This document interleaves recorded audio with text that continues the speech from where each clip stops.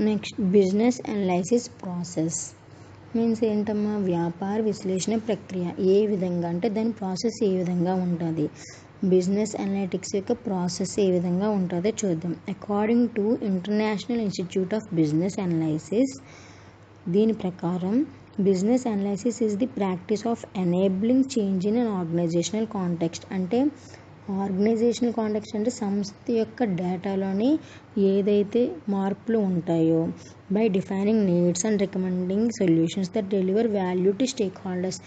ఆ ఉన్న డేటాకి సెర్టైన్ మోడిఫికేషన్స్, రిక్వైర్మెంట్స్, ఇన్పుట్స్ ఇవన్నీ కలిపి ప్రాబ్లమ్కి సొల్యూషన్ క్రియేట్ చేసి తయారు చేసి పెడుతుందో దీన్ని ఇదంతా కూడా ప్రాసెస్ అంటారు. ముందు దాంట్లో స్టేజెస్ స్టేజెస్ అంటే ఏంటి, ఒకదానికొకటి క్రమంగా జరిగేదాన్ని స్టేజెస్ అంటారు. ఇక్కడ కూడా ఏంటంటే ఇది ఒక ప్రక్రియ. అంటే ఒక సంస్థలో సంబంధించి వాళ్ళకి ఏ విధంగా ప్రాబ్లంకి సొల్యూషన్ మనం క్రియేట్ చేసుకోవాలి, సంస్థకు సంబంధించి వ్యక్తులందరికీ కూడా తగిన విలువలతో కూడిన సాధనాలు అవలంబించి, అంటే వాళ్ళకి తగ్గట్టుగా వాళ్ళకి సలహాలు ఇవ్వడం, అలాగే ఆ ప్రాబ్లంకి విశ్లేషణ ఇవ్వడం, ప్రాథమిక ధ్యేయంగా దేనికి పెట్టడం, మనం ఫస్ట్ ఏ విధంగా తీసుకోవాలి, ఎలా దాని తీరుని ఎలా అర్థం చేసుకోవాలి, దాని అవసరాలు ఏ విధంగా మనం గుర్తించి సమస్యలకి తగిన పరిష్కారం చూడాలి.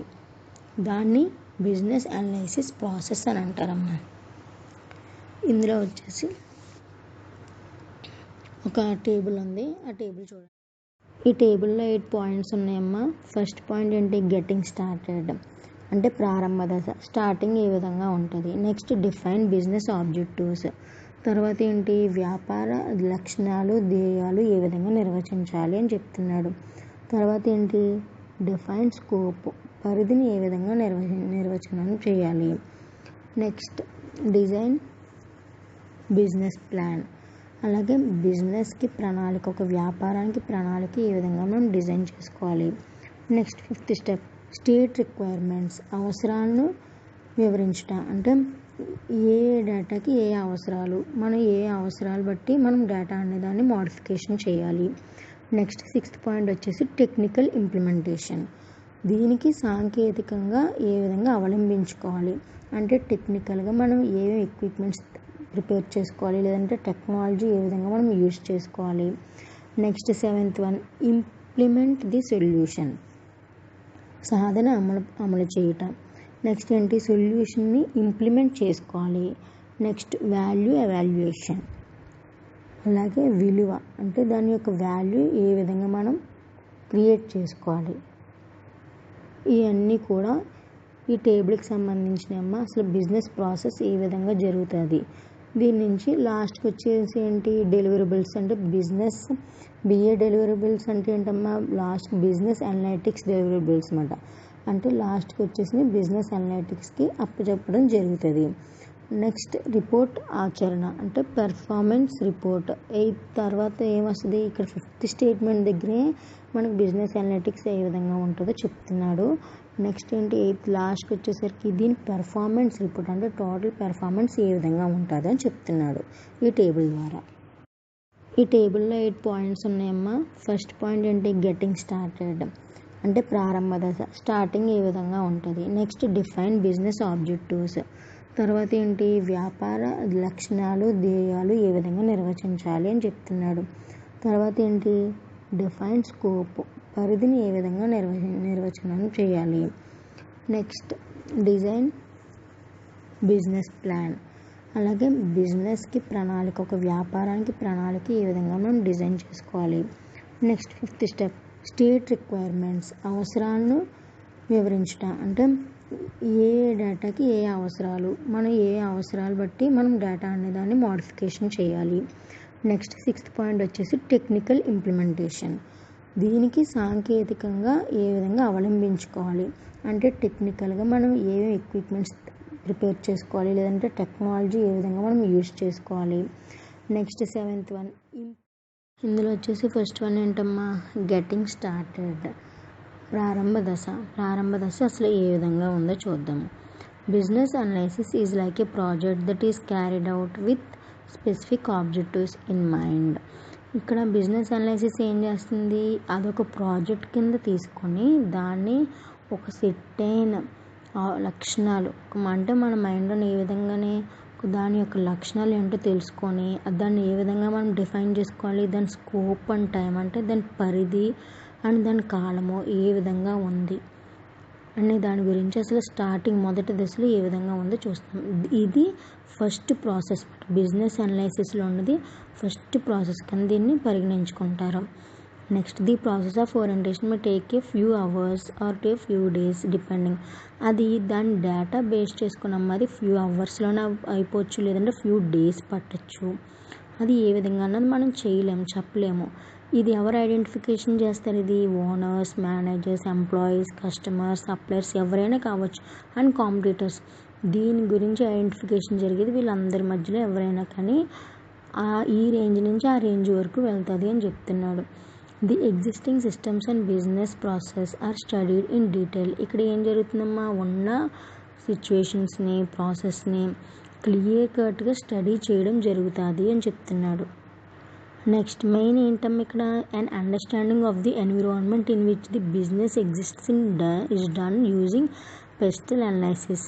పెస్టల్ అనాలిసిస్ అంటే ఏంటమ్మా, PESTLE అంటే political, economic, socio cultural, technological, legal and ethical environment. అంటే మనం ప్రారంభ దశ ఏ విధంగా ఉంటుంది, చుట్టూ ఉండే పరిసరాలను బట్టి కూడా మనం అది ఏ విధంగా మనకి డేటా అనేది క్రియేట్ అవుతుంది, ఎలా ఫామ్ అవుతుంది అనే దాని గురించి చూస్తుంది.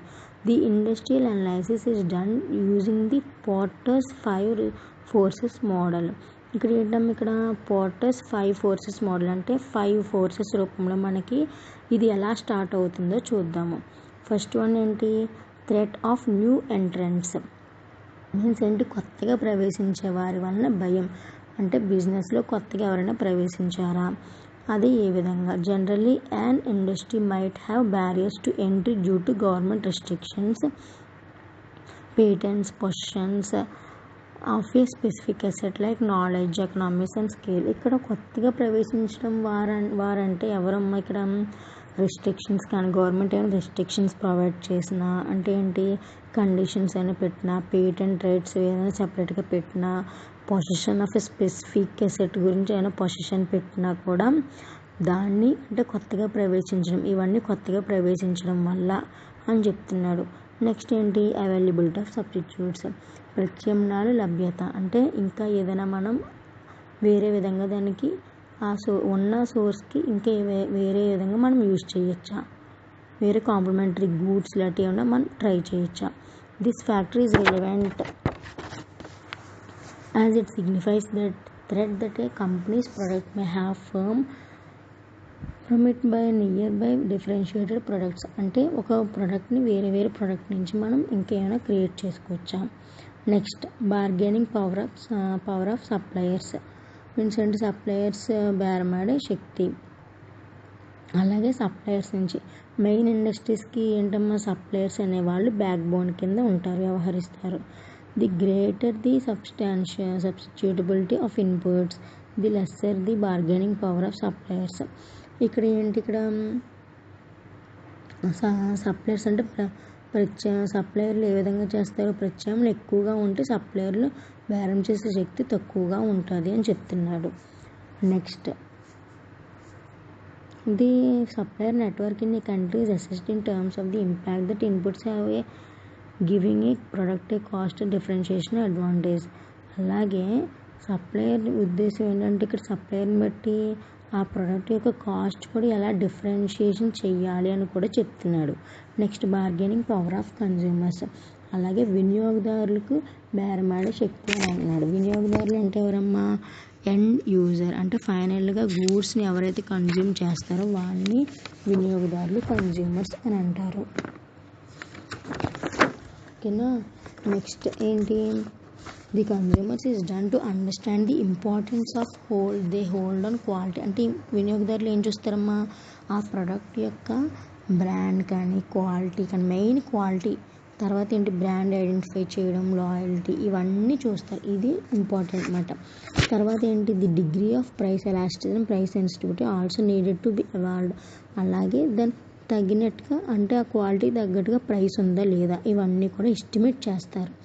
Last one, fifth one, రివల్రీ among existing firms. ప్రస్తుతం ఉన్న సంస్థల్లో పోటీ స్పర్ధ అంటే ప్రస్తుతం ఉన్న సంస్థ అంటే ఏ విధంగా మన కాంపిటీషన్ స్పిరిట్ ఎలా ఉంది. This requires the study of market to understand the nature and degree of fragmentation in the market. ఇక్కడ ఏం చేస్తుంది, ఇక్కడ అది మార్కెట్ని స్టడీ చేయాలి అంటే ప్రోడక్ట్ గురించి స్టడీ చేయాలమ్మా. అంటే ఆ ప్రోడక్ట్ ఏ విధంగా ఉంది, దాని నేచర్ స్వభావం ఎలా ఉంది, మార్కెట్లో ఏ విధంగా ఫ్లో అవుతుంది అనే దాని గురించి ఇక్కడ తెలుస్తుంది. ఇందులో వచ్చేసమ్మా అసలు ఫస్ట్ ఏంటి గెట్టింగ్ స్టార్టెడ్ ప్రారంభ దశలోనే మొత్తం ఈ 5 అంటే 5 ఫోర్సెస్ ఉన్నాయన్నమాట. ఈ 5 కూడా అసలు ఏ విధంగా మనం గెట్టింగ్ స్టార్టెడ్ అనే దాని గురించి చెప్తున్నాయి. Next one, second one, define business objectives. Business objectives అంటే ఏంటమ్మా, లక్షణాలు, వ్యాపారం యొక్క లక్షణాలు కానీ ధ్యేయాలు కానీ నిర్వచించాలి. అది ఏ విధంగా అంటే the best way to develop objectives is to start with defining the needs of business. ఏదైతే బిజినెస్కి అంటే వ్యాపారానికి అవసరం ఉంటుందో దాన్ని బట్టి మనం దాని లక్షణాలు అనేది మనం డెవలప్ చేసుకుంటూ ఉంటామన్నమాట. అంటే ఏంటి, క్లియర్ డెఫినేషన్ ఏంటి, is essential for primary reasons. First A problem well define it's problem half solved and A clear set the stage for defining the scope of project. అంటే ఏదైనా ఒక ప్రాబ్లమ్ సగమే సొల్యూషన్ క్రియేట్ అయ్యింది అంటే మనం ఏం చేస్తున్నాం, ఇంకా దానికి సెకండరీ ఇంకా మిగిలింది ఏ విధంగా అంటే అది ఒక లక్ష్యం కింద మనకి తయారవుతుంది, లక్షణం కింద కూడా తయారవుతుంది. అంటే ఆ ప్రాబ్లంకి మనం మిగిలిన దానికి మనం సొల్యూషన్ అనేదాన్ని క్రియేట్ చేయాలి అని చెప్తున్నాడు.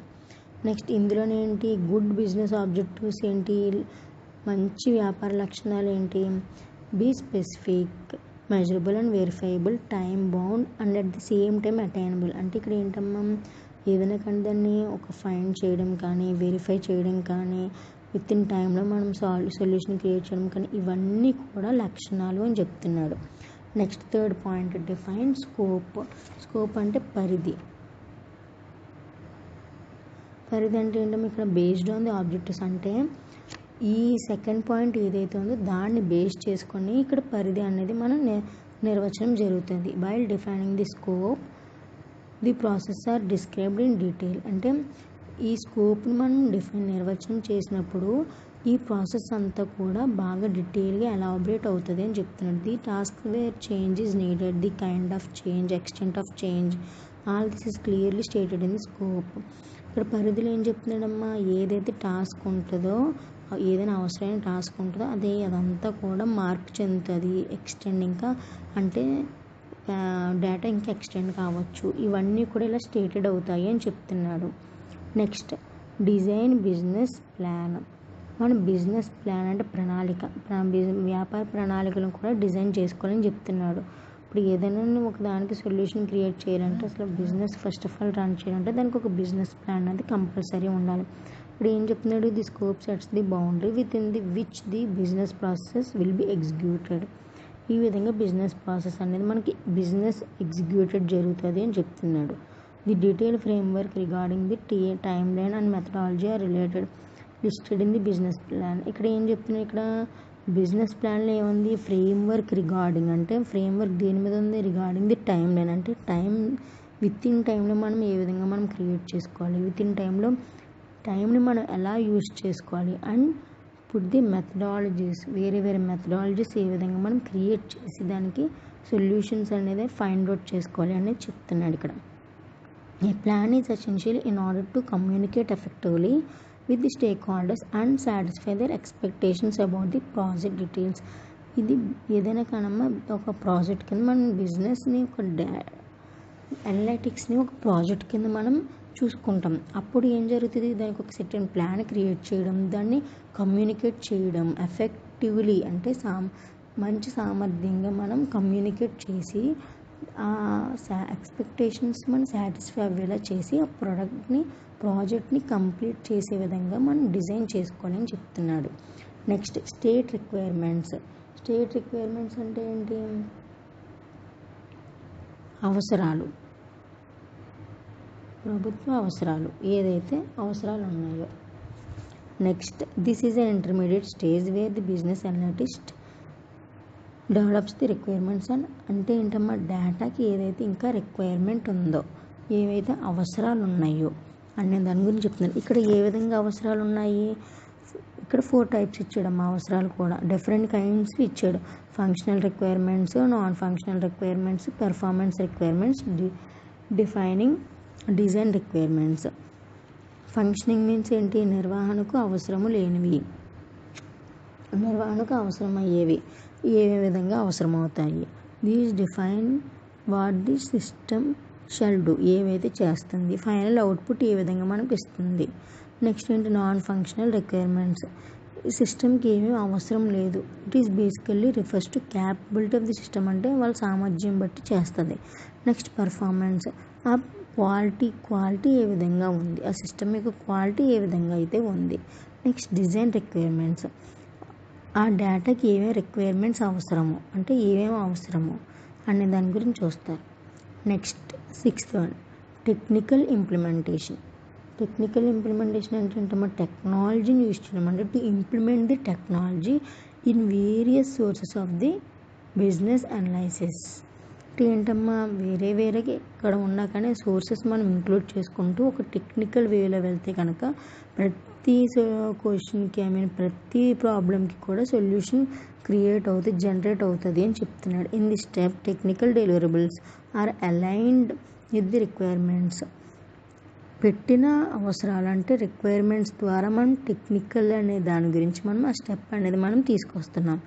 In case there is a mismatch then the requirement solution is reviewed to meet additional business needs without increasing the technical scope of the project. అంటే ఎటువంటి technical scope of the project అంటే వేరే ఏమైనా increase చేయకుండా only technical work, అంటే technology use చేసే పరంగానే మనం ఇంప్లిమెంట్ చేసుకోవాలి అని చెప్తున్నాడు. Next 7th one, implement the business solution. Next ఏంటమ్మా, బిజినెస్ వ్యాపార పరిష్కారం లేక సాధనం. అంటే వ్యాపారానికి ఒక సొల్యూషన్ అనేది మనం ఖచ్చితంగా ఇంప్లిమెంట్ చేసుకోవాలి అని చెప్తున్నాడు. The actual implementation of the project or the solution taking place in the at the stage. ఇక్కడ ఈ స్టేజ్లో ఏం చెప్తున్నాడమ్మా, actual implementation of the project అని అండ్ ది సొల్యూషన్ కూడా వాళ్ళే క్రియేట్ చేయాలి ఆ స్టేజ్లోనే చెప్తున్నాడు. whereas the technical implementation was related to setting up the required infrastructure. దీనికి ఏదైతే మౌలిక సదుపాయాలు అవసరమో ఇవన్నీ కూడా మనం రిలేటెడ్గా సెటప్ చేయాలి అని చెప్తున్నాడు. నెక్స్ట్ వాల్యూ ఎవాల్యుయేషన్, అంటే విలువల మదింపు. వాల్యూ మీన్స్ అంటే విలువమ్మ. ఏదైతే ఉంది process which started with framing of certain business objectives has gone through a series of activities that has brought about changes within the organization. ఇక్కడ వాల్యూ ఎవాల్యుయేషన్ అంటే ఏం చెప్తున్నాడు, ఏదైతే ప్రాసెస్ జరుగుతుందో దెన్ ఫైనల్గా మనం రిపోర్ట్ ఇవ్వడానికి ఏ విధంగా మనకి ఎగ్జిక్యూట్ అవుతుంది, ఏ విధంగా ఎవాల్యుయేట్ జరుగుతుంది, అంటే ఫైనల్ ప్రోడక్ట్ ఏ విధంగా మనకి వస్తుంది అనే దాని గురించి వాల్యూ ఎవాల్యుయేషన్ అని చెప్పుకుంటున్నాము. ఇక్కడ ఏంటంటే మొత్తం టోటల్ 8 పాయింట్స్ కూడా అయిపోయింది. ఇది మన బిజినెస్ ప్రాసెస్. నెక్స్ట్ దీని తర్వాత లైన్ వచ్చేది రోల్ ఆఫ్ బిజినెస్ అనలిస్ట్. అంటే లాస్ట్ ఏంటి, బిజినెస్ అనలిస్ట్ అంటే ఏ విధంగా వస్తుంది, దీని యొక్క రోల్ ఏంటి బిజినెస్కి, అసలు బిజినెస్ అనలిస్ట్ అంటే ఎవరు అనే దాని గురించి తెలుస్తుంది అన్నమాట. He acts as a bridge between the end user and the project team. తను ఏ విధంగా యాక్ట్ చేస్తున్నాడు బిజినెస్ అనలిస్ట్ అనేవాడు, ఎండ్ యూజర్ కానీ ప్రాజెక్ట్ టీంలో మధ్య రకంగా వ్యవహరిస్తున్నాడు. అలాగే he understands the working and the organisation of the business and determines. ఈ వర్క్ కూడా తను అండర్స్టాండ్ చేసుకొని సెర్టైన్ ఆర్గనైజేషన్లో తను వర్క్ చేస్తున్నాడు అని చెప్తున్నాడు. It is the responsibility of the business analyst to elicit the requirements from the various stakeholders of the firm. అలాగే తను రెస్పాన్సిబుల్, దేనికి బిజినెస్ అనలిస్ట్గా ఉన్నాడు కాబట్టి తను రెస్పాన్సిబుల్గా వ్యవహరిస్తాడు. అలాగే క్వాలిటీ ఆఫ్ సొల్యూషన్స్ క్రియేట్ చేయాలి, కంపల్సరీ ప్రొవైడెడ్ చేయాలి. క్వాలిటీ ఆఫ్ సొల్యూషన్ మీన్స్ ఆ సొల్యూషన్లో ఉన్న అంటే అది ఏం మిస్అండర్స్టాండింగ్ కాకుండా, మిస్టేక్ కాకుండా మొత్తం క్లియర్ కట్గా ఉండేదాన్ని చెప్తున్నాడు. ఇది role of business analyst and process of business analysis. Next one, business analytics as a solution for business challenges. Business analytics అనేది ఏంటి? అదొక సొల్యూషన్ దేనికి? బిజినెస్ ఛాలెంజెస్, అంటే బిజినెస్లో వచ్చే ప్రాబ్లమ్స్కి అదొక ఛాలెంజ్గా తీసుకొని బిజినెస్ అనలిటిక్స్ అనేది సొల్యూషన్గా క్రియేట్ అవుతుంది అని చెప్తున్నాడు. ఇందులో వచ్చేసి 5 పాయింట్స్ ఉన్నాయమ్మా, అవి ఏంటో చూద్దాము. అసలు బిజినెస్ ఎన్విరాన్మెంట్ ఇక్కడ ఏంటి? డైనమిక్ అండ్ కాంపిటేటివ్, అంటే పరిసరాలు బట్టి మనం బిజినెస్ ఎలాగ అనలైజ్ చేసుకోవాలి. ఇందులో ఏముంటుంది? Competitive advantage, fast thinking and quick decision making required. ఇక్కడ ఏంటంటే కాంపిటీషన్ పరంగా ఏ విధంగా మనకి అది అడ్వాంటేజ్ అవుతుంది, లేదంటే ఫాస్ట్ థింకింగ్కి త్వరగా ఆలోచించుకుంటూ క్విక్ డెసిషన్స్ అంటే త్వరగా నిర్ణయాలు తీసుకోవడం అనేది జరుగుతుంది. ఇందులో ఫస్ట్ పాయింట్ వచ్చేసి గివింగ్ మీనింగ్ టు డేటా, అంటే ఉన్న డేటాకి సరైన మీనింగ్ ఇవ్వమని చెప్తున్నాడు. These days with organisation as well as the customers interacting with each other more, especially through online channels, the volume of data that an organization handles has becomes tremendous. ఇక్కడ ఏం చెప్తున్నామా? ఏదైనా కానీ ఉన్న సెటన్ డేటాకి దాన్ని వాల్యూ ఇవ్వండి అని చెప్తున్నాడు. వాల్యూ లేకుండా తీయకండి, అంటే మీనింగ్ మీన్స్ అర్థం చెప్పండి అని చెప్తున్నాడు. Creating new and unique interpretations, నూతన అపూర్వమైన వివరణ సృష్టించుట. క్రియేటింగ్ న్యూ అంటే కొత్తగా ఏదైనా సృష్టించుకోవడం. Statistical and quantitative techniques have been available to the business organization since early times. ఇక్కడ ఏంటి అవైలబుల్ అంటే సైంటిఫిక్ సొల్యూషన్స్ అనేది మనం క్రియేట్ చేస్తున్నారు. ఇంకా ఏమేమి అవైలబుల్గా ఉన్నాయి? యునిక్ ఇంటర్ప్రిటేషన్స్ అంటే క్రియేటింగ్ కొత్త క్రియేట్ చేసుకుంటూ, ఇంకా దానికి ఏమైనా అవసరాలు ఉంటే కనుక ఓన్లీ యూనిక్ అంటే యూనిక్గా ఆలోచించుకోనమాట, డిఫరెంట్గా ఆలోచించుకొని చేసుకోవాలి. Next encourages innovations. Encourages innovation అంటే ఏంటమ్మా? పెరుగుదలకు పెంచును, నవీకరణ ప్రోత్సహించడం, అంటే నవీకరణ అంటే కొత్తగా ఏదైతే ఉందో. The biggest advantage of business analytics is that future oriented, అంటే ఫ్యూచర్ గురించి ఆలోచించుకొని ప్రోత్సహించుకుంటూ దాన్ని చేసుకున్నది. దాని ఎగ్జాంపుల్ బిజినెస్ ఇంటెలిజెన్స్ ఉందమ్మా, అది కూడా అంతే కదా. బిజినెస్కి వ్యాపారానికి ఏమేమి ఇంటెలిజెంట్ అవసరమో అది కూడా అదే విధంగా చేస్తుంది. నెక్స్ట్ ప్రొపెల్స్ గ్రోత్, అంటే పెరుగుదలకు పెంచును. ప్రొపెల్స్ గ్రోత్ అంటే ఏంటి? ఆ బిజినెస్ అనలిటిక్స్ వల్ల ఆ డేటాకి ఎంత గ్రోత్ ఉంది, ఏ విధంగా మనం మోడిఫికేషన్ చేయగలుగుతున్నాము, ఆ పెర్ఫార్మెన్స్కి అంటే సరైన క్వాలిటీ ఆఫ్ ప్రొడక్ట్ ఇస్తుందా లేదా అనే దాని గురించి చూస్తున్నాము. నెక్స్ట్